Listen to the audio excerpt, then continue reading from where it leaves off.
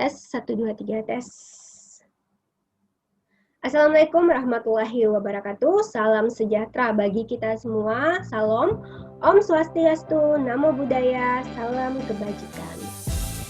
Halo Kakang Teteh, kembali lagi dengan saya Nurani Alham, salah satu peserta latsar CPNS Angkatan 17. Sebelum itu jangan lupa like, subscribe, dan komen di bawah ini. Ini adalah jurnal harian ketiga saya tentang akuntabilitas. Akuntabilitas ini diberikan oleh Ibu Ika. Langsung saja ya, akuntabilitas itu adalah suatu kewajiban mempertanggungjawabkan apa yang menjadi amanahnya. Kemudian dalam akuntabilitas itu terdiri beberapa aspek-aspek akuntabilitas. Di antaranya adalah aspek hubungan. Untuk aspek hubungan sendiri, hubungan yang terjadi antara pemberi wewenang dan penerima wewenang. Hubungan apa? Hubungan yang bertanggung jawab antara kedua belah pihak tadi. Kemudian ada akuntabilitas yang berorientasi pada hasil. Nah, hasil yang diharapkan dari akuntabilitas ini adalah perilaku yang bertanggung jawab, adil, inovatif. Dalam konteks ini tuh setiap individu atau kelompok atau institusi dituntut untuk bertanggung jawab dalam menjalankan tugas dan kewajibannya. Kemudian berupaya untuk memberikan kontribusi dan hasil yang maksimal. Ketiga, ada akuntabilitas laporan. Laporan merupakan perwujudan dari akuntabilitas. Laporan kinerja. Di sini kita dapat amanah dari pemberi wewenang untuk mengikuti suatu kegiatan misalnya. Nah, kita harus memberikan laporan dari kegiatan yang sudah kita ikuti. Semua apa yang kita lakukan itu dapat di-record dengan bukti-bukti dokumentasi misalnya. Salah satunya akuntabilitas sebagai laporan. Kemudian ada aspek apa lagi? Ada aspek konsekuensi. Untuk konsekuensi sendiri itu bisa saja konsekuensi sebagai reward atau sebagai sanksi dari hasil atau kegiatan yang telah kita ikuti. Kemudian ada akuntabilitas apa lagi? Ada akuntabilitas memperbaiki kinerja. Untuk akuntabilitas memperbaiki kinerja, di sini itu adalah dalam menjalankan suatu amanah atau kegiatan yang kita lakukan, kita selalu adanya evaluasi kinerja. Jadi dari evaluasi ini kita bisa meningkatkan kinerja kita selanjutnya. Itu adalah aspek-aspek akuntabilitas. Kemudian ada akuntabilitas publik. Nah, untuk akuntabilitas publik itu ada dua, akuntabilitas vertikal dan akuntabilitas horizontal. Untuk akuntabilitas vertikal, yaitu pertanggungjawaban antara bawahan kepada atasan. Kemudian akuntabilitas horizontal adanya utusan pemerintah untuk memberikan laporan kepada publik, kepada masyarakat. Setelah itu ada nilai-nilai akuntabilitas. Nah, nilai-nilai akuntabilitasnya ada 9. Untuk apa sih nilai-nilai akuntabilitas ini? Nilai-nilai akuntabilitas ini untuk menciptakan lingkungan kerja yang akuntabel. Ada apa aja nilai-nilai akuntabilitas itu?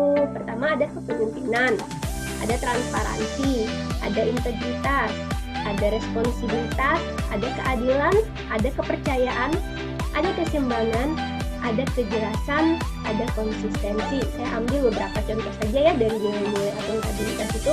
Pertama, kepemimpinan. Pemimpin itu harus dapat memberi contoh pada orang lain, adanya komitmen yang tinggi dalam melakukan pekerjaan. Tentunya saya di prodi saya ada kaprodi. Kaprodi harus dapat memberi contoh kepada orang lain, kepada bawahannya atau kepada rekan-rekan kerjanya. Contohnya kaprodi lebih baik jangan apabila rekan kerjanya mengalami kesulitan atau bertindak sesuatu yang salah, sebaiknya jangan ditegur langsung di depan publik. Kemudian ada transparansi. Transparansi di sini adalah keterbukaan informasi akan mendorong tercapainya akuntabilitas. Untuk saya khususnya dosen, transparansi di sini adalah hubungan saya antara dosen dengan mahasiswa. Bagaimana saya memberikan informasi kepada mahasiswa mengenai kontrak kuliah yang berupa RPP, RPS, dan bagaimana hasil evaluasinya. Nah, itu salah satu ada dua contoh untuk nilai-nilai akuntabilitas. Terus bagaimana refleksi dari dan internalisasi materi ini kepada saya? Untuk refleksinya, saya sudah memberikan kontrak kuliah dengan baik kepada mahasiswa saya dari segi nilai akuntabilitas.